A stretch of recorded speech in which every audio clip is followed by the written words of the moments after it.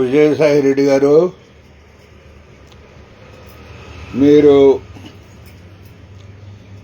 మా వైఎస్ఆర్ కాంగ్రెస్ పార్టీలో నుంచి బయటకు వచ్చేసి, మీకు ఎందుకంటే మీకు అసలు ఆడిట్లు చేసి లెక్కలు చూసి మీ మైండ్ పోయింది. మీ మైండ్ పోయి మీకు చిన్నపిల్లోడు మనస్తత్వం వచ్చేసింది. ఆ లేడీస్ని కెలగటం, ఈ లేడీస్ని కెలగటం, ఇవన్నీ పెట్టుకున్నారు. ఈ వయసుకి తగిన పనులు చేయలే. దానికి నువ్వు ఈ రకంగా పనిచేస్తే పార్టీలో నువ్వు పనికిరావు, నువ్వు జాగ్రత్తగా ఉండదలుచుకుంటే ఉండు, లేకపోతే వెళ్ళిపో అన్నాడు మా జగన్మోహన్ రెడ్డి గారు. దానికి మీ మనసుకి నన్ను ఇంత మాట అంటాడా, నేను పార్టీలో నెంబర్ 2గా ఉన్నాను, నన్ను ఇంత మాట అంటాడా అని చెప్పి మీకు బాధ కలిగి మీరు బయటకు వచ్చేసారు. వచ్చేసి వెళ్ళి మోడీ కాళ్ళ దగ్గర పడ్డారు. మోడీ వెంటనే నువ్వు రాజ్యసభకు రాజీనామా ఇచ్చేసాయి, నీకు నేనున్నాను, నువ్వు సెంట్రల్లో పెద్ద చక్రం, నువ్వు సీనియర్వి, నువ్వు పెద్ద తోపు, నీకెందుకు, అసలు వైఎస్ఆర్ కాంగ్రెస్ పార్టీలో నీ అంత తోపులు లేరు, సెంట్రల్లో చక్రం తిప్పే అంత తోపులు అని చెప్పి ఆ మోడీని మీకు గ్యాస్ కొట్టాడు.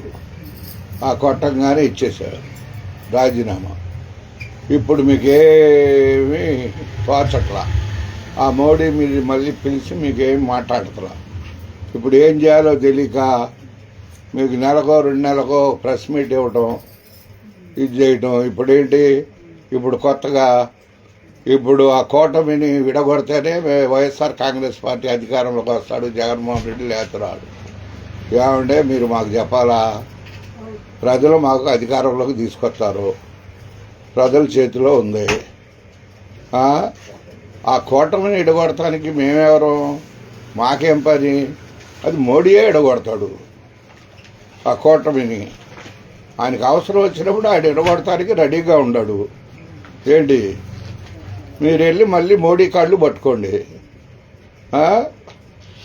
పట్టుకుంటే మీకు ఏదన్నా కొద్దిగా విలువ, లేకపోతే అయ్యా నువ్వు చెప్పంగానే నేను రాజ్యసభకు రాజీనామా ఇచ్చాను, మళ్ళీ ఆ బీజేపీ పార్టీలో చేర్చుకుని ఆ వైజాగ్ సీటు ఏదో ఇస్తే నేను పోటీ చేస్తానని చెప్పి ఏదో బతిమాలుకునో బామ్మాలుకునో మీరు ఆ రకంగా మీ రాజకీయాల్లో మళ్ళీ ఉంటానంటున్నారు కాబట్టి అట్టం మెలగండి. మా వైఎస్ఆర్ కాంగ్రెస్ పార్టీలో నుంచి బయటకు వచ్చేసిన తర్వాత ఆ కోటరీ అక్కడ తింటుంది, ఈ కోటరీ తింటుంది. ఏమండే, అన్ని కోటరీల్లో ఏ పార్టీలో ఉన్న కోటరీలో ఆ పార్టీలో తింటూ ఉంటాయి, అవి ఎరుగుతూ ఉంటాయి. అవన్నీ మిమ్మల్ని ఎత్తేయమని చెప్పి చెప్పలా.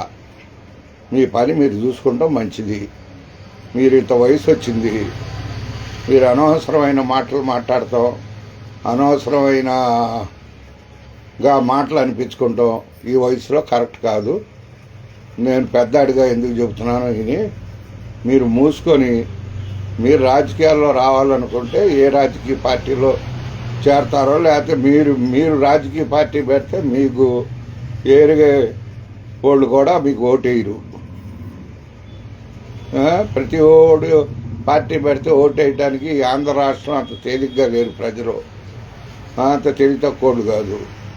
అందుకోసం మీరు ఎవరికాళ్ళు పట్టుకుంటారో ఏంటి పట్టుకోండి, కానీ ఈ అనవసరమైన మాటలు మాట్లాడటం కరెక్ట్ కాదు. నేను పెద్దాడిగా చెప్తున్నాను, మీరు ఈ అనవసరమైన వాగుడు కూడా మీకు పనికిరాదు. ఇంకోసారి ఇట్లాంటి వాగుడు వాగారంటే పిచ్చి సాయి రెడ్డి అని చెప్పి పేరు పెడతారు. దయచేసి నేను మీకు చెప్తున్నాను, మీరు ఇది హోందాగా ఉంటాం నేర్చుకోండి. మీరు ఉంటాను.